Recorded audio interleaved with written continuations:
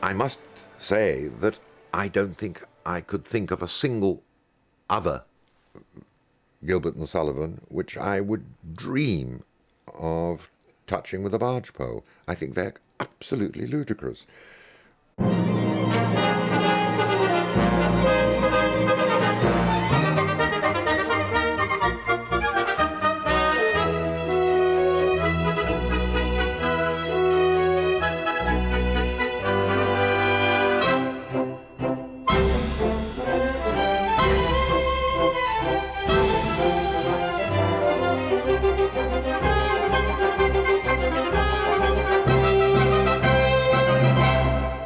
After Princess Ida, there were to be no more Gilbert and Sullivan operas. Sullivan wanted human interest and probability, and Gilbert kept offering magic lozenges and improbability. They had a contract with D'Oylo Carte, but Sullivan was adamant. Then a Japanese sword fell from Gilbert's wall at a time when the Japanese exhibition at Knightsbridge was all the rage, and triggered the most successful of all comic operas, the Mikado. Sing daddy down, daddy will, melody, melody, no, tally, tally, till day is done.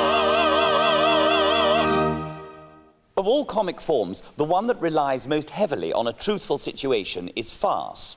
The stakes are high, life and death in this case, but truthful playing doesn't, of course, mean naturalistic playing. And in farce, the stakes are pursued in a heightened, highly artificial spiral. Sullivan wanted psychological truth, Gilbert wanted hilarity, and this was his risky recipe. The Mikado's a battle of wits between two socially topsy-turvy men who fancy the same girl. Coco, another Gilbertian upstart in a top job he's woefully ill-equipped to do. Taken from the county jail by a set of curious chances, liberated then on bail, on my own recognizances. And Nanki Poo, the Mikado's son, but disguised as a wandering minstrel. A wandering minstrel I, a thing of shreds and patches. Again, Gilbert uses a theatrical type, in this case a musician, not an actor, to suggest the lowest of the low, playfully reminding the audience of their ingrained prejudice. Besides, a wandering minstrel who plays a wind instrument outside tea-houses is hardly a fitting husband for the ward of a Lord High Executioner. And Gilbert can't resist another swipe at legal absurdity, pointing out that Coco only has his job thanks to a ludicrously framed law. Whose legs to be decapitated cannot cut off another's head until he's cut his own off, his own off, his own off, until he's cut his own off. Pooh Bah nicely embodies corrupt authority. Am I to understand that all of us high officers of state are required to perjure ourselves to ensure your safety? Why not? You'll be grossly insulted as usual. Will the insult be cash down or at a date? It'll be a ready money transaction. Well, it will be a useful discipline. Very good. Choose your fiction and I'll endorse it. Family pride. How'd you like that, me buck? And with his connivance, Coco just keeps one step ahead of the game. But Nanki Poo effortlessly and imperceptibly manipulates him. And Gilbert brilliantly has him do this apparently ingenuously, so that it can successfully be played absolutely literally. The same is true of Yum Yum, the girl they're both after. I mean to rule the earth as he the sky. We really love the sun and I mean to rule the earth as he the sky. We really know our worth. As so often in life, the men who love her are blind to her faults. And while she sings that sublime aria, so are we. Her astonishing selfishness and vanity is all the more hilarious and delightful the straighter it's played. Sometimes I sit and wonder in my artless Japanese way why it is that I'm so much more attractive than anybody else in the whole world. Gilbert knew that tenors and sopranos are sometimes understandably more focused on their voices than on the finer points of comic acting. And in this way, he rather brilliantly supplies, in case it's needed, singer-proof comedy that can also, in the right hands, be funnier still. What if it should prove that, after all, I am no musician? There, I was certain of it directly I heard you play. The tenser the situation gets, the more appalling the selfishness of all the characters becomes. And it's Gilbert's skill to make us laugh both at and with them. The more appalling they become, the more lovable he makes them. But Katisha, the elderly Gorgon pursuing Nanki Poo, needs to appear to be the monster they all describe. Ye torrents roar, ye tempests howl, your wrath pour with angry growl. Do ye your worst by vengeance cause, arise triumphant over all. So that when left alone, she sings heartbreakingly of her unhappiness. Her vulnerability is all the more intense, and we are chastened for having laughed at her apparent monstrousness. Again, Gilbert could absolutely rely on Sullivan's genius to make these emotional volte-face really work.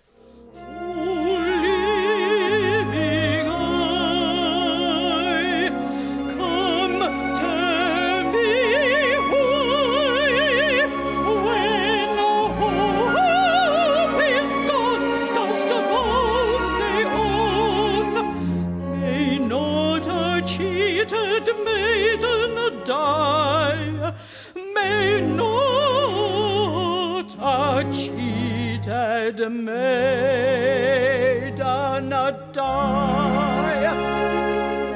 But to play the whole role as a tragic, wronged woman does no favours to anybody because it undermines the power of those vulnerable moments. Coco, manoeuvred by Nanki Poo into having to woo her, assumes that the Gorgon he's seen will have to be bulldozed into submission. If you could persuade Katisha to marry you, she would have no further claim on me, and in that case I could come to life without any fear of being put to death. I marry Katisha. I really think it's the only course. But my good girl, have you seen her? She's something appalling. And it's only when he's exhausted every other avenue. You, whose hands still reek with the blood of my betrothed, dare to address words of passion to the woman you have so foully wronged. I do! Accept my love, or I perish on the spot! Ow! That in desperation, he appeals to her sentiments, and it does the trick. Now I feel just as sure as I'm sure that my name isn't Willow, Titwillow, Titwillow. That was blighted affection that made him exclaim, oh, Willow, Titwillow, Titwillow. If Katisha's played throughout as an obviously sensitive woman, there's no point to this long, hilarious scene. But if we see her finally melt, it's delightful. And there's some hope in the following duet that Coco and Katisha may actually be very well matched. If that is so, sing Geddy down, Daddy, it's evident, very our tastes are one. Away we'll go and merrily, marry no tunnely, tanny till day is done. Sing Geddy down, Daddy, we'll merrily, marry no tunnely, tanny till day is done. So Gilbert even manages an unlikely happy ending that has some of the psychological truth that Sullivan wanted. Again, the critics rather missed the point. They could only see the selfishness of the characters rather than the comedy generated by that selfishness. Were they not manifestly maniacal, wrote one, they would be demoniacal. The first night in 1885 may not have shown the piece at its best. Certainly we know that Grossmith was very nervous and had taken a little too much chemical help, perhaps, and so was not on form. Luckily, audiences had a more developed sense of humour than the critics and were captivated by that almost impossible feat, a farce that, even when ravishingly set to music, never falters in pace for a moment. And the Mikado quickly became the unparalleled success it has remained ever since. What would happen if I just simply got rid of all that cod Japanese, with all those names which have got nothing to do with whatever to do with Japan? Pooh Bar and Nanki Poo. I mean, they're English potty training names. You know, have we done our Nanki Poos? There's nothing Japanese about it at all. And it was only by coincidence that it was set in Japan because it coincided with a Japanese exhibition which was being held in Oxford Street at the time. I mean, anyone who seriously thinks it can be done Japanese really needs psychiatric advice. The Mikado keeps bouncing back, and presumably to the delight of psychiatrists everywhere, as often as not with kimonos and fans. Here in South London, there's a school where Gilbert and Sullivan are alive and well. Towards a highly titled few, but nobody does, and why should you?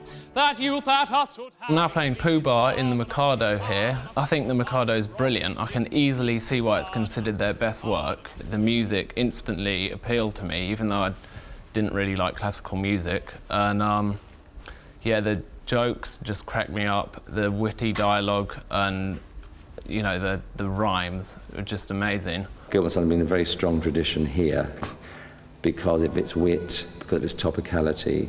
You can customise it, you can topicalise it, especially the Little List song is an absolute gift. It's on, I mean, I think it's on The Simpsons and definitely on Family Guy. If we decline to dance and sing tra-la-la-la-la-la, tra-la-la-la-la-la. Involvement in an amateur production is a considerable commitment. Some professional managements expect polished performances from no less committed professionals, but with virtually no rehearsal at all. Here at Grimsdyke, the country house within striking distance of the Savoy that the success of the Mikado allowed Gilbert to buy, there are dinner theatre performances for which the only rehearsal is a quick line run over tea.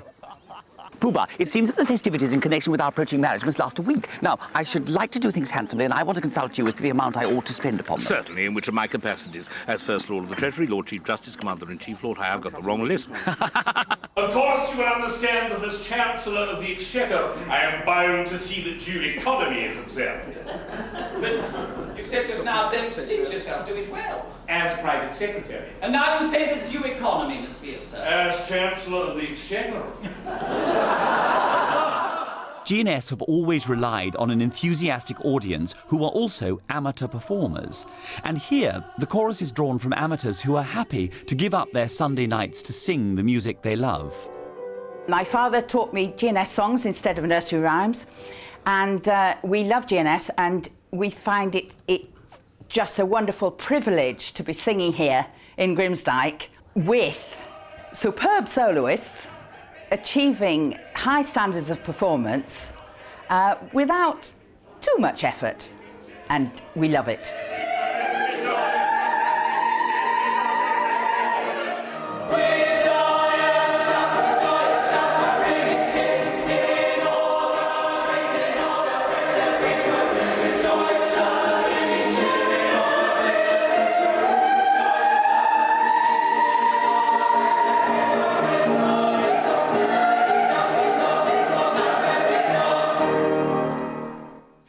Singing choruses in public was Gilbert's definition of madness in the opera that followed Mikado into the Savoy, Ruddigore.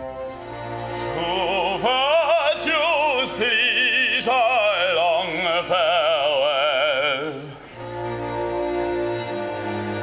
Propriety I ring thy knell.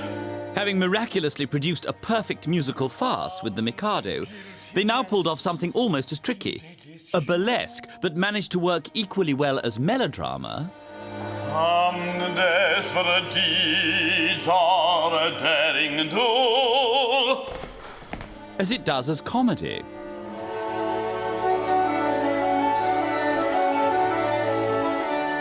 For 35 years I've been sober and wary. My favourite tipple came straight from a dairy. I kept guinea pigs and a Belgian canary, a squirrel, white mice and a small black and tan. It's rare enough to find a successful comedy thriller. Musical comedy thrillers that really work are rarer still. And on that very short list, Ruddigore can stand beside Sondheim's Sweeney Todd. I am the spectre of the late Sir Roderick Murgatroyd. The ghost scene is a masterpiece in a second act that is in itself a coup de théâtre in its change of tone, which matches the hero, Robin's, change of circumstances. From the shy young man of Act 1... What in the world should a young man do?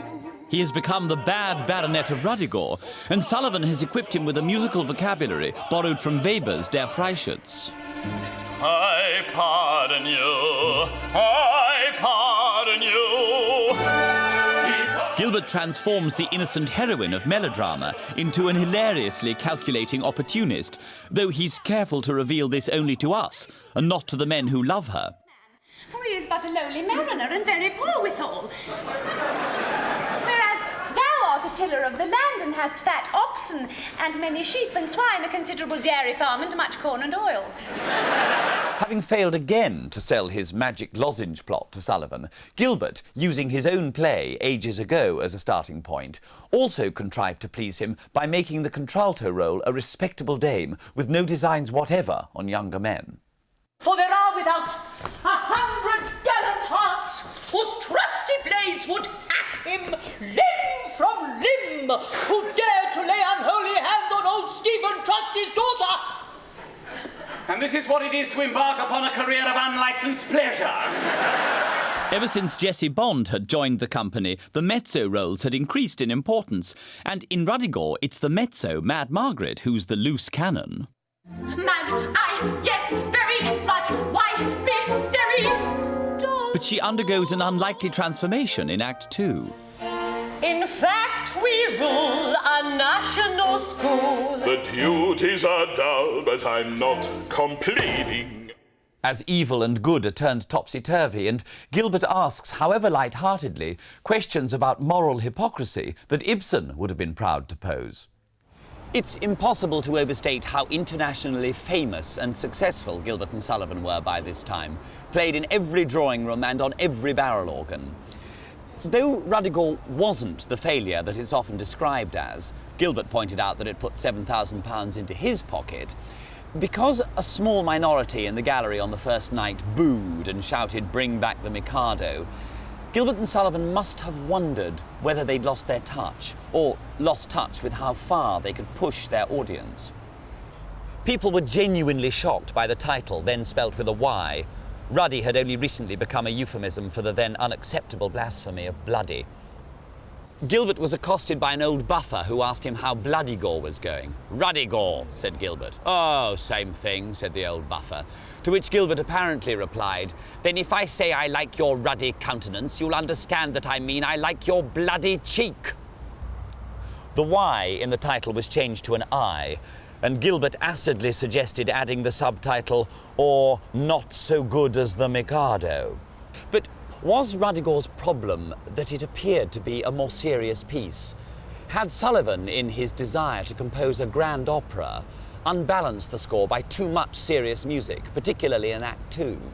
I think Gilbert generally found Sullivan's treatment over-heavy, to be honest, and also I think after the first night the critics tended to agree with that, and also they found the second act rather long, so it's difficult to know exactly why they made specific cuts, but it was generally to sort of lighten up the second act, I think. Gilbert knew that he had to allow Sullivan this scope for seriousness, and he also needed to keep the Savoy company happy. Grossmith had become a real star. Coco would be a hard act to follow for both writers and actor.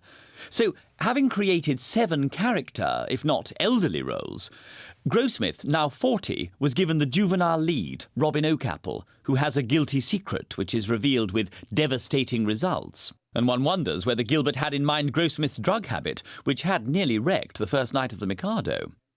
In the D'Oylo Carte, it became customary for the understudy Patterman eventually to assume the mantle. But in 1887, Eric Lewis, who had understudied Grossmith as Coco, and was an ambitious actor who'd persuaded the press to review his performance when he'd gone on, saw no signs that he would ever get to take over the roles, and as Grossmith hardly ever took a performance off, Lewis decided to leave D'Oylo Carte when the Mikado closed.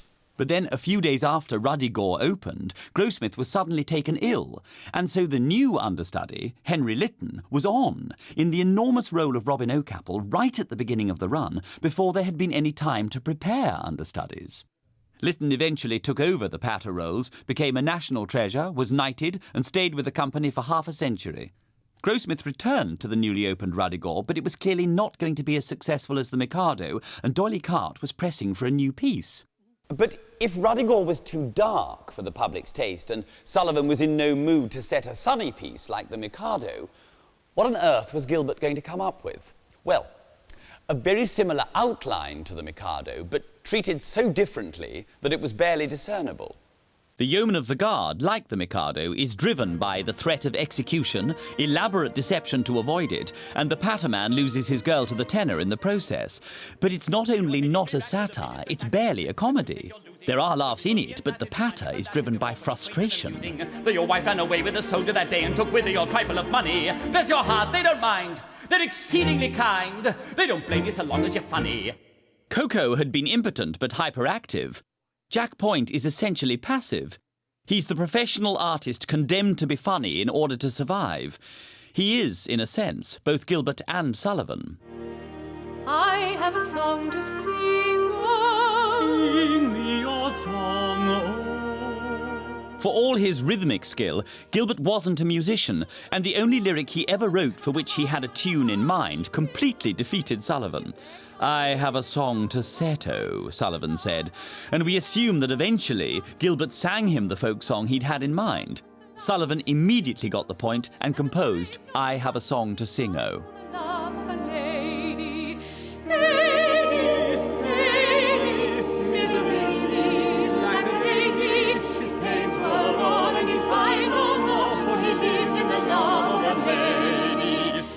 Though the soprano has some marvellous music.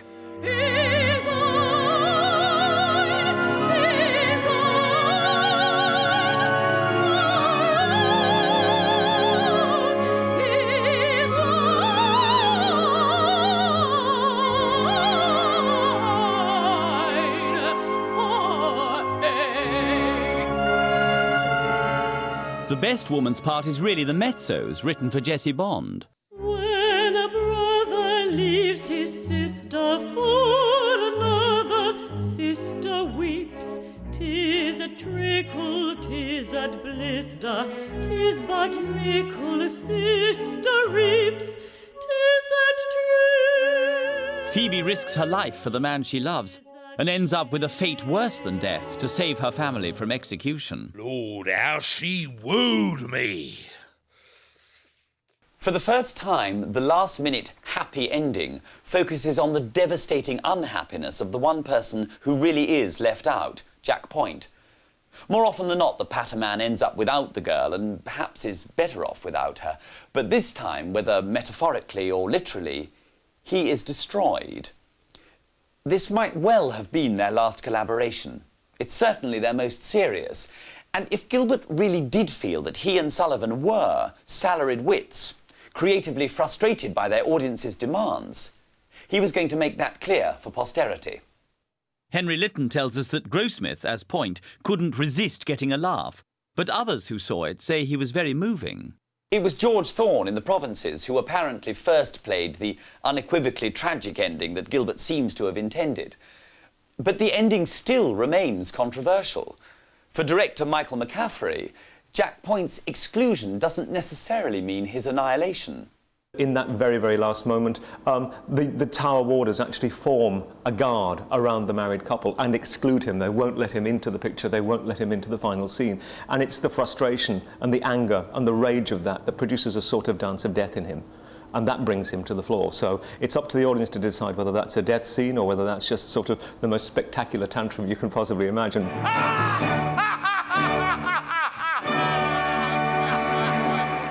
However it's played, Gilbert and Sullivan get the last laugh. A masterpiece is open to any number of interpretations, and The Yeoman of the Guard is a masterpiece. With happiness my soul is cloyed. This is a joy to unalloyed. Yes, yes. With happiness the souls are cloyed. This is the joy they unalloyed. With happiness the souls are cloyed. This is the joy they unalloyed. The joy they unalloyed. Oh, thoughtless crew, ye know not what ye do. Attend to me and shed a tear or two for I have a song to sing. Oh, sing me your song.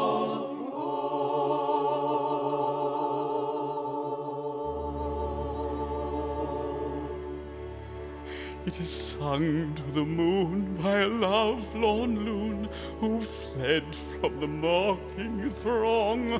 Oh, it's the song of a merry man, poping mum, whose soul was sad and whose glance was glum, who sipped no sup and who craved no crumb, as he sighed for the love of a lady.